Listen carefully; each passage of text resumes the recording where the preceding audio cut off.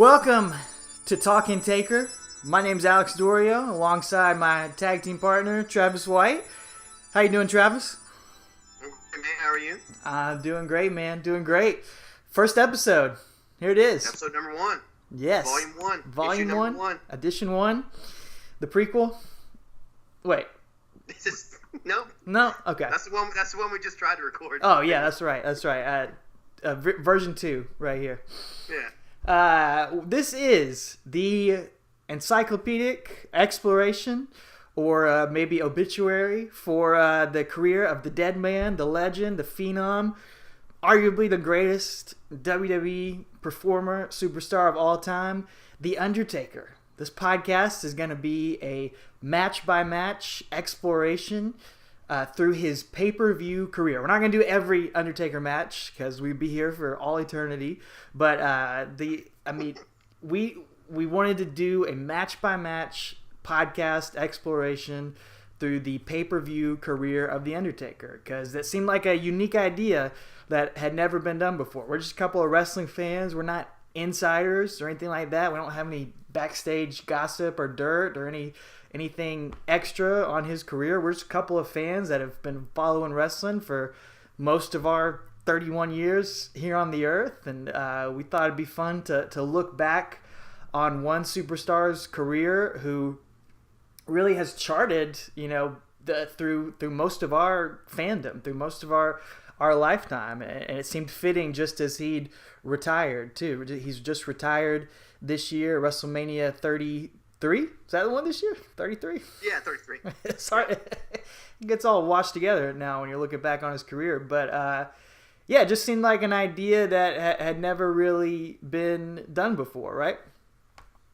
Right, and I mean, he debuted in the 90s, so we were 4 years old. So, I mean, he's been in our lives more than most of our friends. So, it's just something cool. And I wouldn't ever say that Undertaker's my favorite wrestler of all time, or I don't think you would either. But he's definitely one of the most iconic men, and especially one of the best big men of all time. And so it's just a unique idea that you had, and we're just going to try it out. And, I think it'd be fun to go by his matches and just talk about them. There are some 5 stars, and there are some negative 5 stars. So Absolutely. It'll be fun and interesting.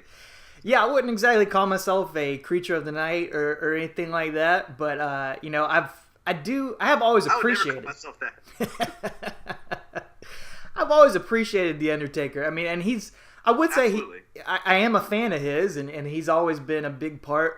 I think he's never been the greatest technical wrestler or performer or anything like that, but he is part of why you love wrestling. If you're a wrestling fan, it's hard to not love The Undertaker. He is all of the entertainment aspects of wrestling at its best, and especially in his later years, I think he really exemplified. He became a much better technical wrestler and a much better performer.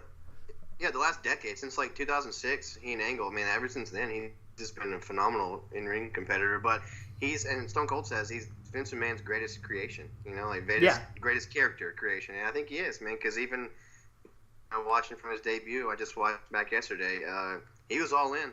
Yeah. All in on the character, and whether he was that or he was the American BA or he was Booger Red or the Dead Man Walking or Mohawk Taker. It doesn't matter. He was all in. So right, cool. and I think somehow, he's even still like underrated in a lot of ways because you take for granted just how incredible a performer he was and how into his character it just seemed like it came so naturally for him. But as we go through this over the next however long it takes us, but over the next 27 years of his career, you will see, or I think we will see, and everyone listening will see just, how special and how unique he was and all the different people. I think that'll be one of the cool things doing this too, because he's passed through so many eras.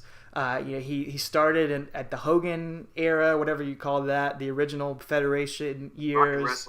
Rock and wrestling. Towards the tail end of that. Then he goes into he's a big part of the New Generation. He's a huge part of the Attitude Era, the Ruthless Aggression, whatever you call the late 2000 PG era. ECW, WWE era, yeah. Yeah, he was in that. PG era, had a match on whatever that. they call it now, the new generation. I don't know what they call it now.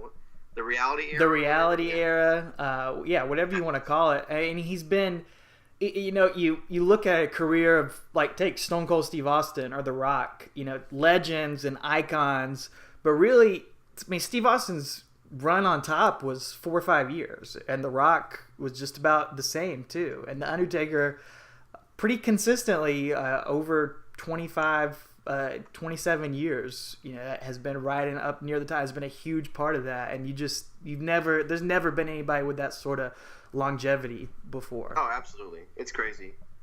It's crazy when you compare him to even Hogan, or, you know, only person that even comes close to Taker is John Cena, and he's not even there yet, you know, as far as being on top the whole time. So yeah, it's crazy. Yeah, absolutely.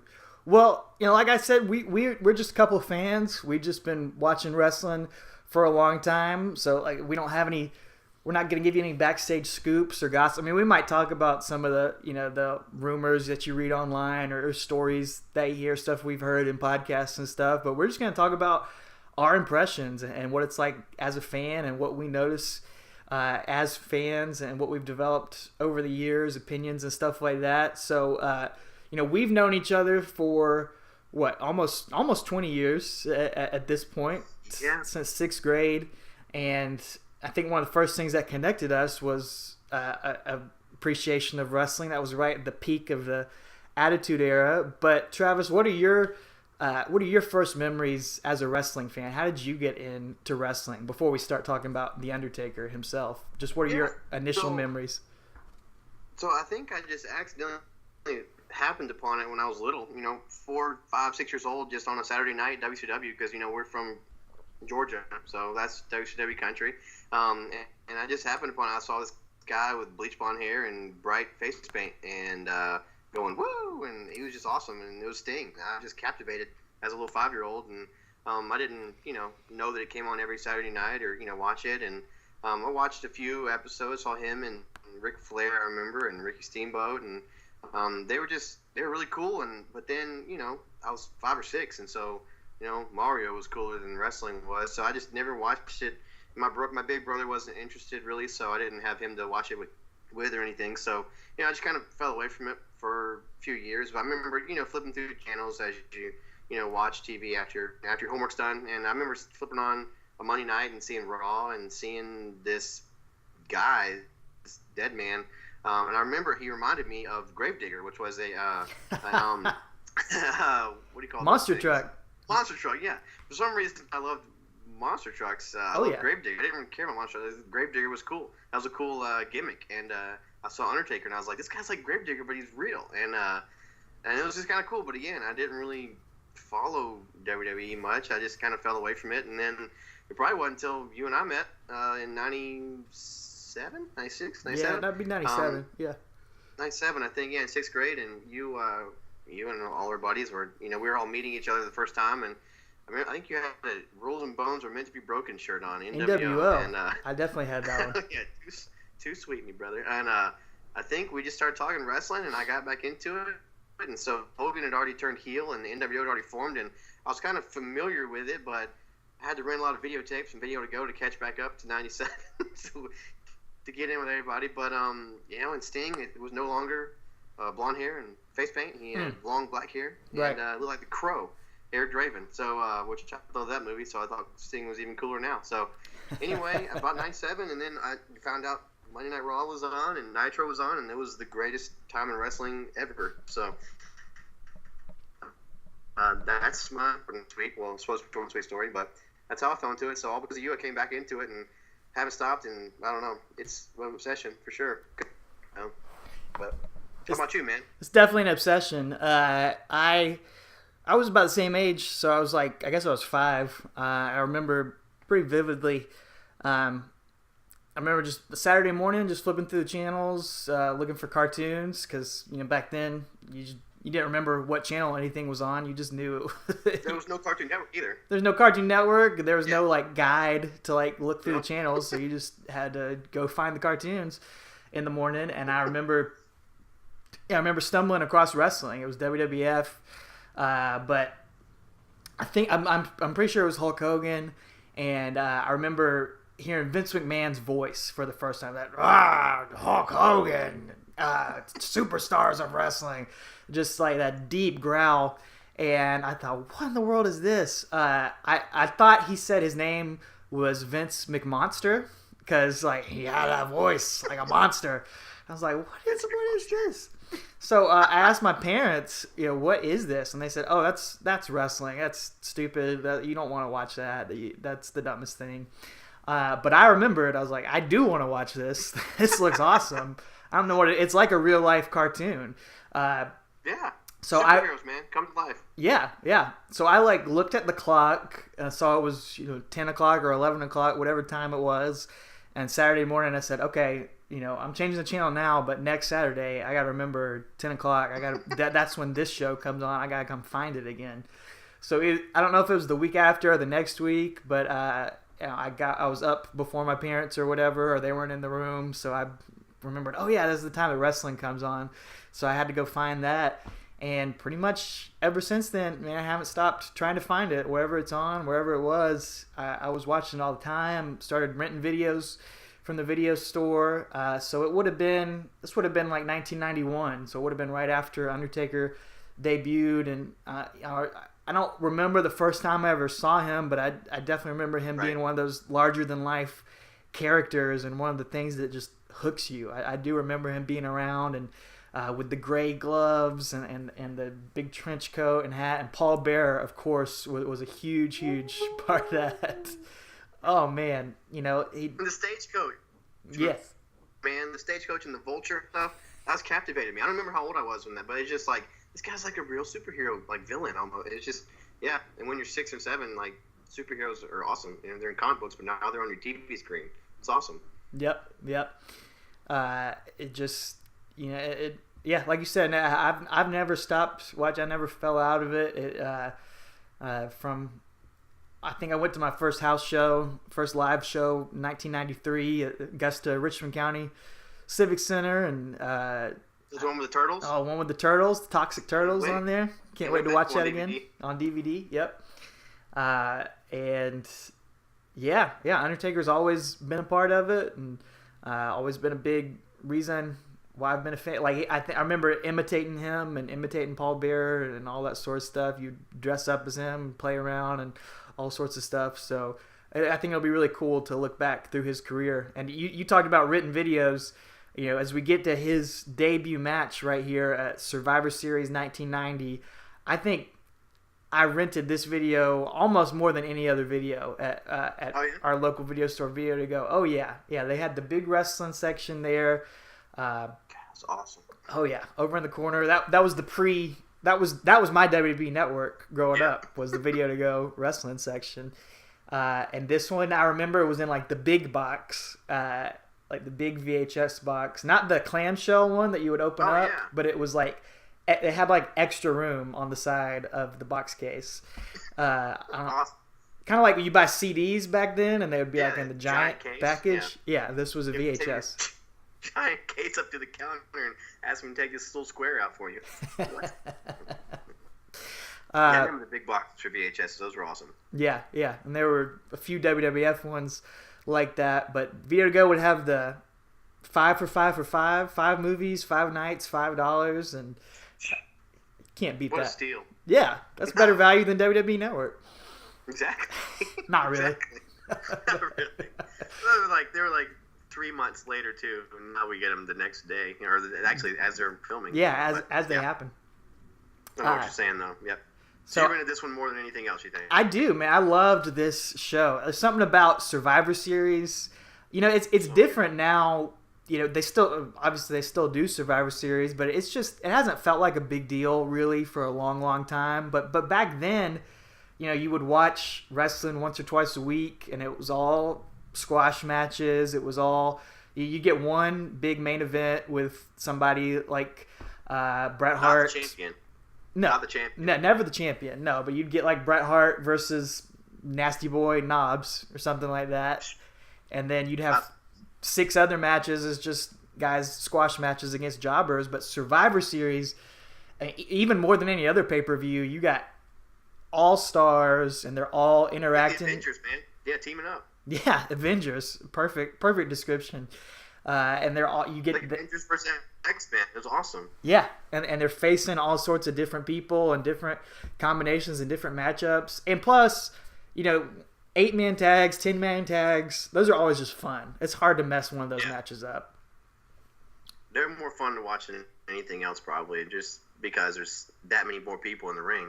That's like Stone Cold says he loves tag team wrestling more than anything because you had 3 more guys or 2 more guys in the ring, plus the referee. You got all kind of people in the ring, and 8-man, 10-man.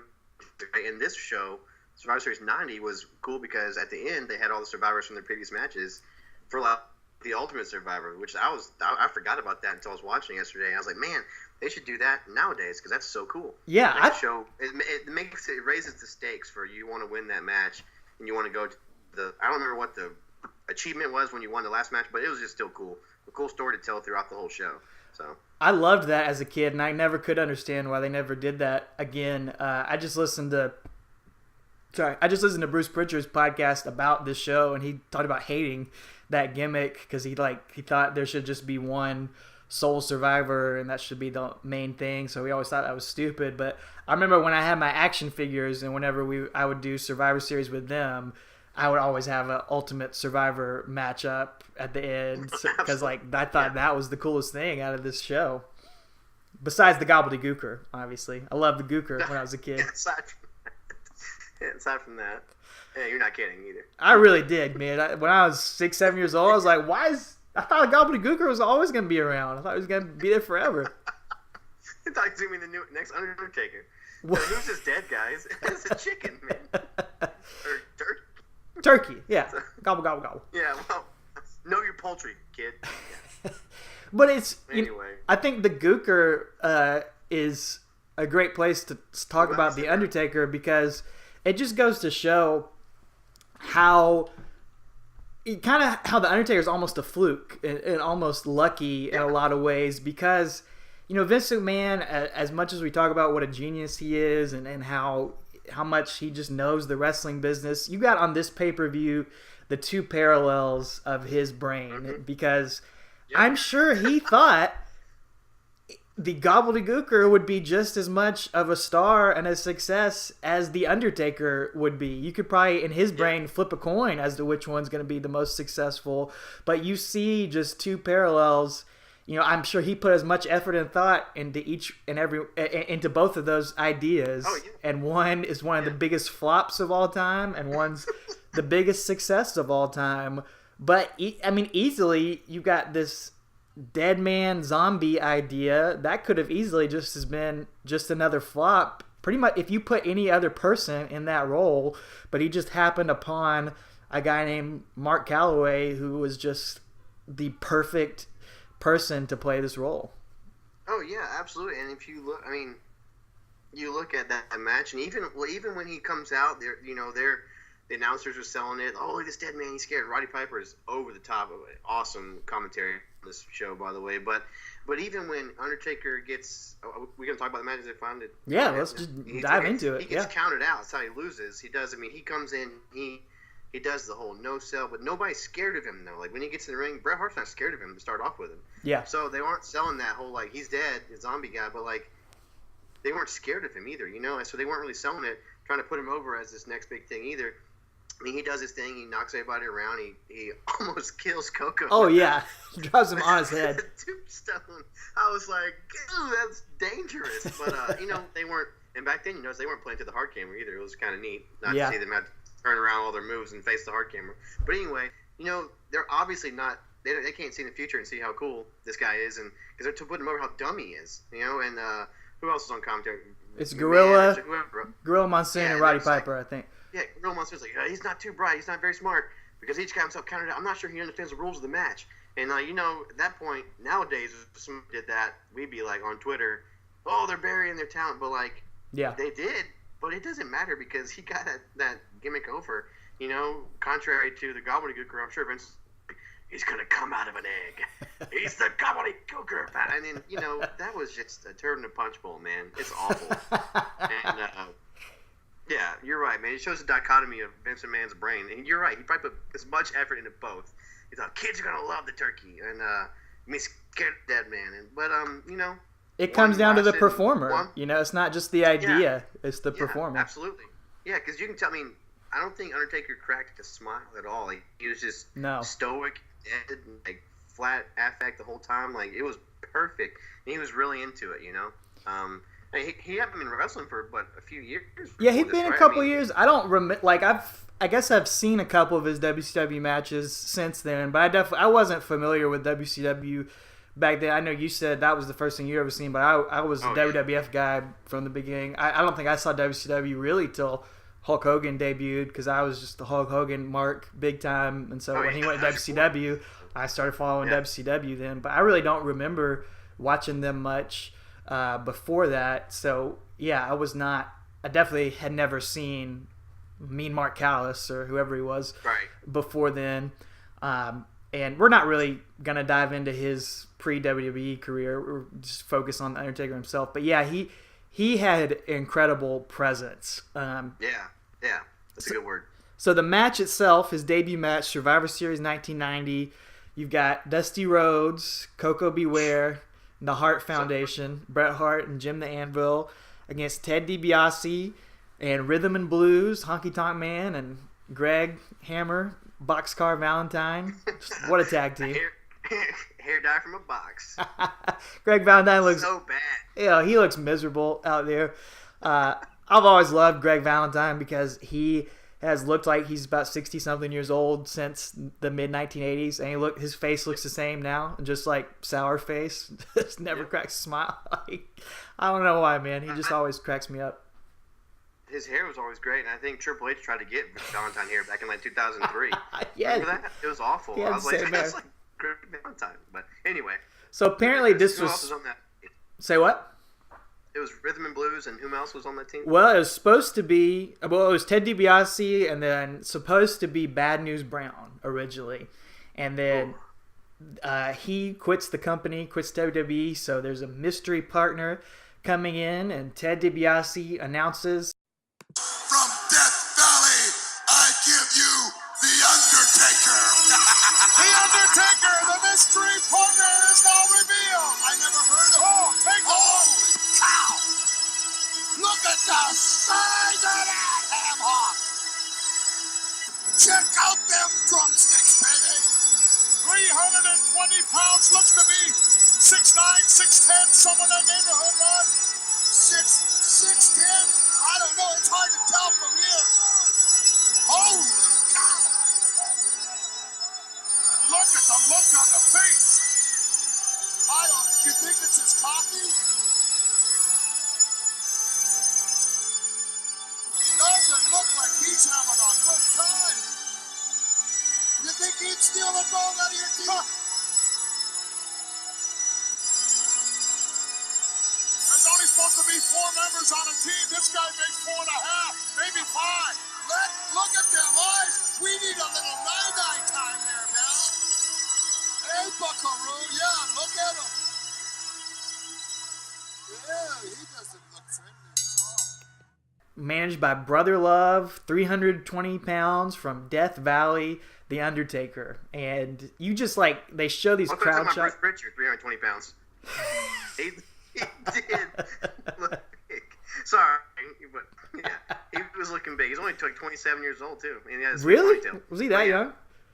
Oh yeah, he was young, super young. Wow. But anyway, yeah, keep going. Sorry to cut you Well, off there. no, I was just gonna say they show these crowd shots, and they're big on crowd shots now in WWE. Yeah. They show them kind of forced crowd reactions. It seems like, but then. They're people did not know what to make of this Undertaker guy. They definitely had characters back then, and you had guys like Big Boss Man and Honky Tonk Man, Tugboat, people like that, Ultimate Warrior even, but there really wasn't anything like the Undertaker. No. As he walks out there, he looks like he could be the bad guy in a horror movie. He walks straight out of there. He's got the bags under his eyes, and he is just dead on in character. He got it immediately. Oh yeah, I mean it's incredible how he stays. Like I said, he stays with that flat affect face. He doesn't smile. He has no emotion the whole time. He really is like a zombie. You know, he doesn't have any emotion. It was just I was so impressed. You know, I mean I've seen this match before, but going back and watching yesterday, I was just like, man, he and Steve Austin always says, I mean, he lived the gimmick, and he really did. Like Undertaker was the Undertaker. I mean, Mark Callis, whatever you want to call him, he was the Undertaker. I mean, he lived it, and it was awesome. I mean, it's really cool to see that, you know, the crowd, they don't know what to make of him. They're just, you know, and I remember later matches, you go into the crowd, the kids in the crowd are scared. You know? Oh, yeah. I'm sure we'll get to that later. But, yeah, it's really cool to see how he just sold that character so well. You know, it's great. What did you think of Brother Love as his manager? I always thought, I mean, it's such a weird thing. Like, I guess Pritchard talked about it on his podcast. He kind of had this idea for Undertaker because he wanted to manage somebody and he wanted him to be the opposite of Brother Love. Yeah. And I guess he said he didn't really like being on the road and out there as a manager, so that eventually leads to Paul Bearer coming in. But I always just kind of found like I don't know if that would have worked as well for Undertaker long term, having Brother Love as his manager. Oh no way, not at all. And in fact, I mean, if I remember that Brother Love was his manager. That's one of those like trivia questions. You know, who was Undertaker's first manager? You're gonna think, oh, it's Paul Bearer. You know, but no, it's Brother Love, which is it's strange because in hindsight you're like that doesn't make any sense. But yeah, I wonder how long it would have gone on. You know, and how the dichotomy would have changed, and if it would have made the Undertaker. I don't know. Maybe it wouldn't have lasted as long if he hadn't had that. Because Paul Bearer kind of adds to the, you know, the mystique and and everything about the gimmick. You know, especially with a great name like Paul Bearer. Like, okay, yeah, got it, Vince. Got the pun, dude. But yeah, I mean, seriously, he added so much to that mystique, and with the urn, I can't see Brother Love with the red face and the white suit and the ponytail with an urn. You know, and like it just really would have, you know, I don't know. Kayfabe was still alive back then, but I feel like a couple years down the road, it would have been like, really? This doesn't make sense. So, but yeah, it was definitely interesting to see Brother Love out there with him. So, and I guess he was. I mean, we talk about it, originally he was Kane, the Undertaker, but that's all edited and changed on the network. And you can go on YouTube and still see. For a couple weeks afterward, he was still called Kane, the Undertaker, and you can find some footage from whatever Primetime Wrestling Superstars where they call him that. But yeah, I don't think that would have worked as well either long term, just calling him Kane the Undertaker. He didn't need a name, he just was the Undertaker. That's enough. It's like Gravedigger, man. It's like I'm saying. Gravedigger. It was awesome. How was there never a Gravedigger Undertaker collaboration? I have no idea. I mean, when I was 5 or whatever, I thought that was Undertaker's monster truck. I thought Gravedigger, I didn't know, and then I had to, you know, and then because it was Bigfoot and stuff, and there was a Gravedigger, and I thought that was like his. I didn't know until I got older that had nothing to do with him. I just put 2 and 2 together. So that's a huge missed opportunity. Think about monster truck and wrestling fans. I mean, that's probably huge crossover right there. The Goldberg truck and the NWO truck, and I mean, I think didn't Hulk Hogan push Giant off of the roof of the truck or something? Absolutely. Or they had he died and came back next day. Monster truck sumo match. Yeah.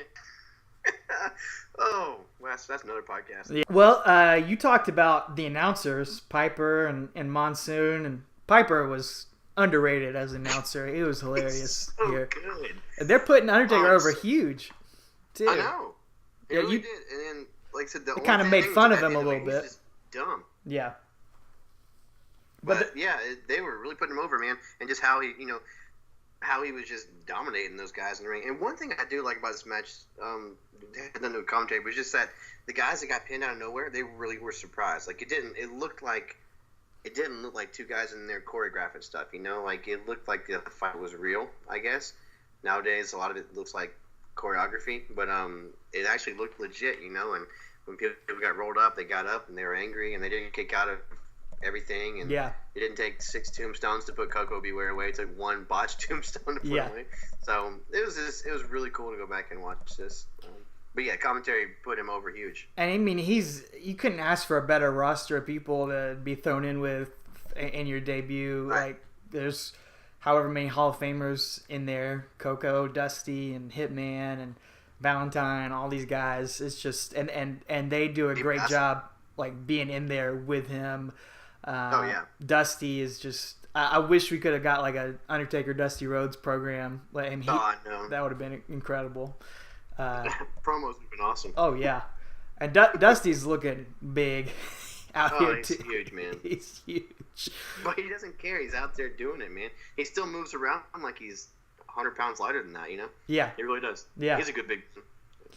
So, Undertaker gets his first pinfall in his career over Coco Beware, and that's a... Dirty Hall of Famer. Hall of Famer right there. Perfect person to go over in your first match. And then he gets a pinfall over Dusty Rhodes. I mean, that is... Yeah. That you can tell that they had big plans for the Undertaker. I don't know if they knew that just a year later they were going to make him WWF champion, but you could tell they definitely had big things in store for this guy to put him over those two people in his very first match. Like that's big time. I mean, I forgot that he pinned Dusty until I was watching. I was like, yesterday, I was like, man, I can't believe that, man. That's a huge, feather in his cap, to have him pin Dusty. Dusty is just an icon. Even in 1990, I mean, he was super duper iconic.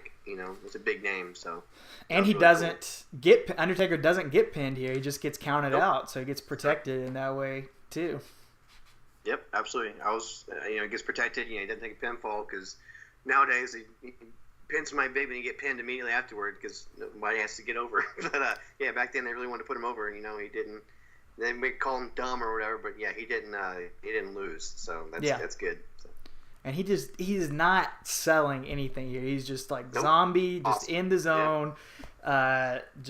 I guess they weren't really talking about the whole dead man aspect. I guess they didn't have all of the character worked out yet, but he was just, he is not selling for anybody here. He's not. No. He knows his role. He knows his position. What he's supposed to be doing out there. Yeah, he's not selling because he's just green or he's doesn't know how to do it.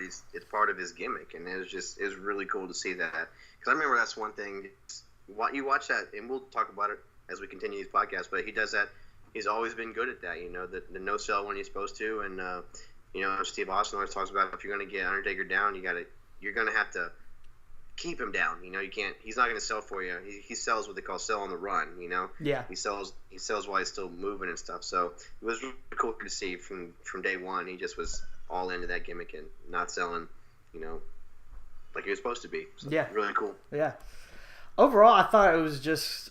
It's like a perfect Survivor Series match. It's not a 5-star classic or anything, but it's just it's a fun match to watch, especially just.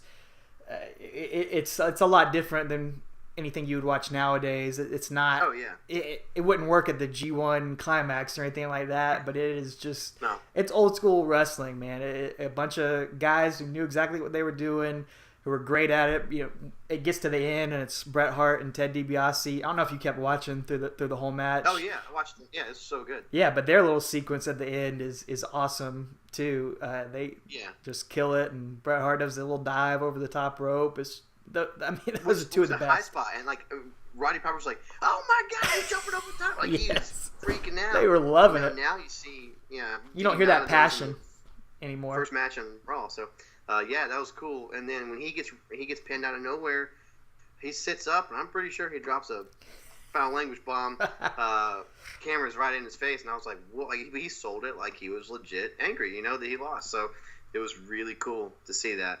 So and then just also having Bret Hart and Undertaker in there, and you think about 6-7 years later where their program would take them. Right. It's just really cool to think about. Like it was the summer of '97, right? Before the Montreal Screwjob, they were fighting together. Yeah, really cool to see that. Just who knew 7 years before that this is where it's going to head. So pretty cool. Ted DiBiase and Undertaker also have some history that we'll get to in a couple years down the line as well. I have some. You talked about negative 5-star matches. We got the when Ted DiBiase purchases the Undertaker, and we have 2 Undertakers against each other. Ooh. Can't wait till that episode. Can't wait.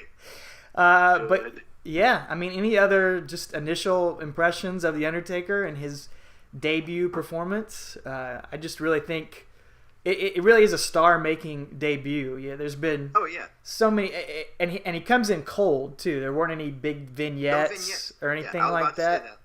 but Yeah. he is a star after just 10 minutes out the gate, man. Out the gate, yeah, absolutely. Just, I mean, that's how you make somebody on their first night. It was awesome. Like you said, no build up, he's just a mystery opponent. He comes out and makes himself that night and doesn't get pinned. He doesn't take the pinfall, which is awesome. So, yeah, they definitely had big plans. You could tell, like we said. So it was really cool to see, and I wish I'd seen this match when I was 4, and could remember seeing this match then. But I don't remember when the first time I saw this match was. Probably '97. When I was getting back into it.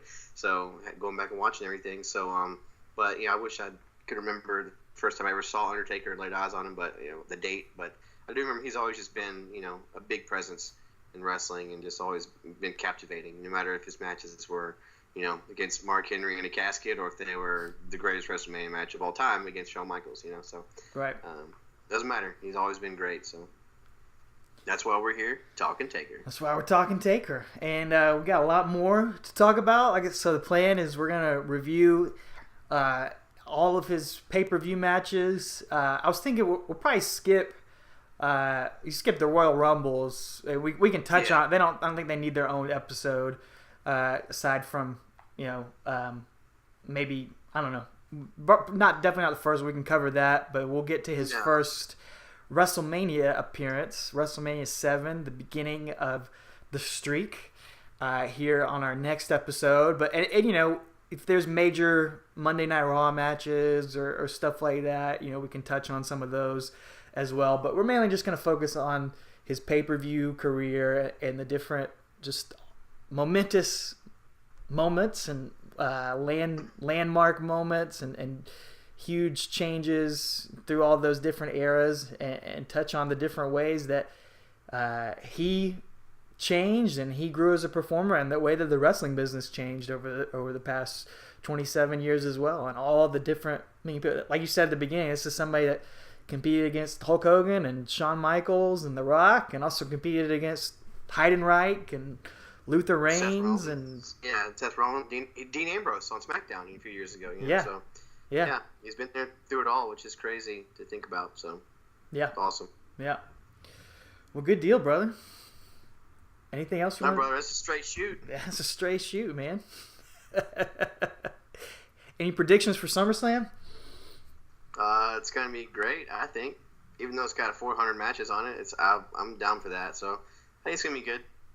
Good show, all around. I don't know particular who's going to win what. I don't care. I'm just excited about it. I always get excited for the big shows, even if they wound up stinking. But I think NXT is going to show them up the night before, just like they always do. So that's I'm excited for that too. So.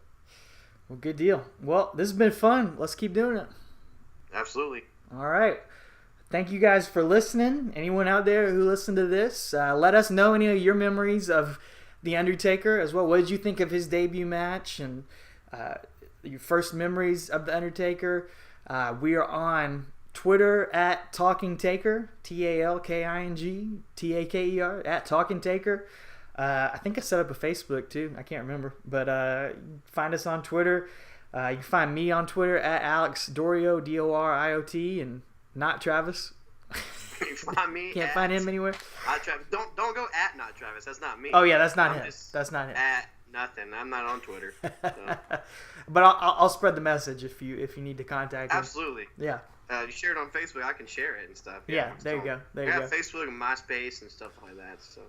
Yeah, and we're still working out. We're still trying to figure out what exactly this will look like, and we hope that you'll check out the next episode too. So if you want to follow along, you can watch WrestleMania 7. That'll be our next episode. The Undertaker against Jimmy Superfly Snuka, beginning of the streak. But until then, I guess rest in peace.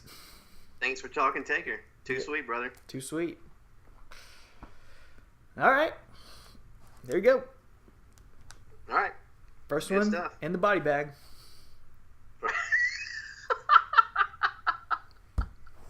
Go back and put that on there.